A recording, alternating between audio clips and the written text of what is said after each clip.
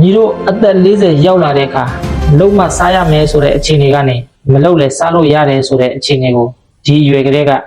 စတင်ပြင်ဆင်ရမှာပါချင်းညီတို့အခုညီတို့ရဲ့အသက်က30တဲ့ကိုရောက်လာနေပြီလား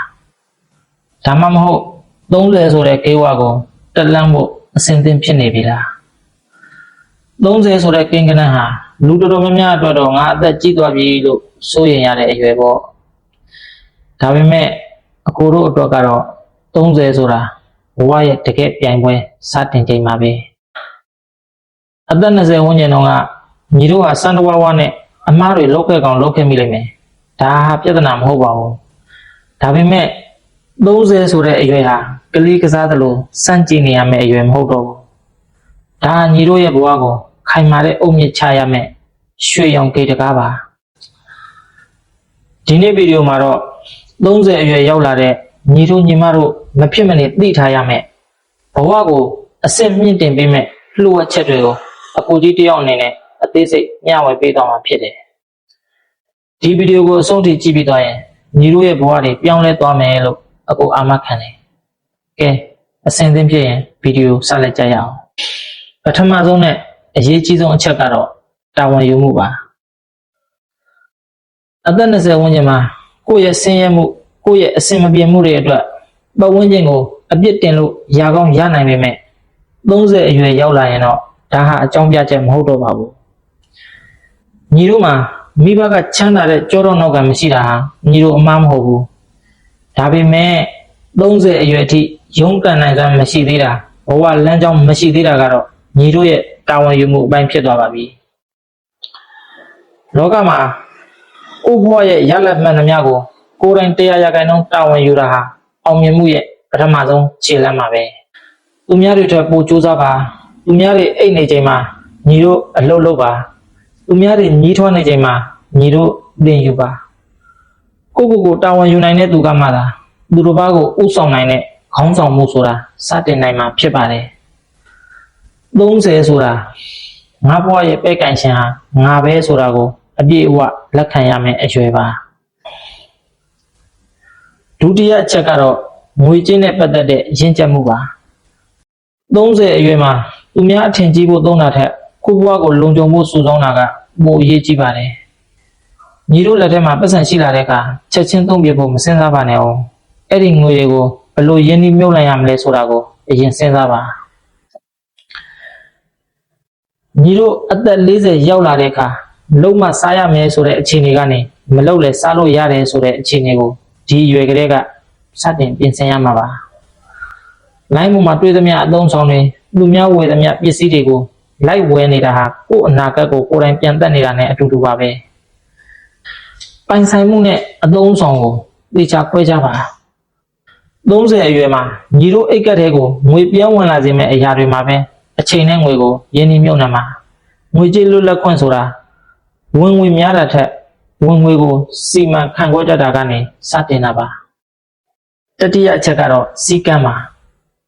ဒီရွယ်မှာစိတ်ပါမှလုပ်မယ်ဆိုတဲ့ motivation နောက်ကိုမလိုက်ပါနဲ့တော့ motivation ဆိုတာခဏတာလောင်စာပါကိုယ့်အိမ်ကိုလာတဲ့ဧည့်သည်လိုပဲသူလာခြင်းတဲ့အချိန်လာမယ်သူပြန်ခြင်းတဲ့အချိန်ပြန်မယ်ပြန်သွားပါလို့လည်းပြောခွင့်မရှိသလိုမပြန်ပါနဲ့လို့လည်းပြောခွင့်မရှိပါဘူးကိုယ့်ဘဝကိုအရေးကြီးတဲ့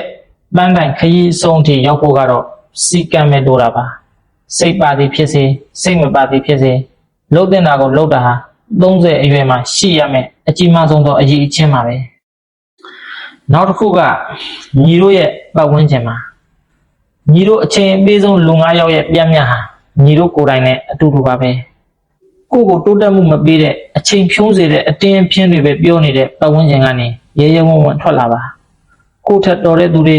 ကိုယ့်ကိုလမ်းမှန်ပြပေးနိုင်မဲ့ဆရာကောင်းသမားကောင်းတွေနဲ့နှီးစပ်အောင်နေပါ30အရွယ်မှာတငယ်ချင်းအရေးအတွက်ထက်တငယ်ချင်းအရေးအသွေးကပိုအရေးကြီးပါတယ်စတုတ္ထအချက်ကတော့ကျန်းမာရေးပါ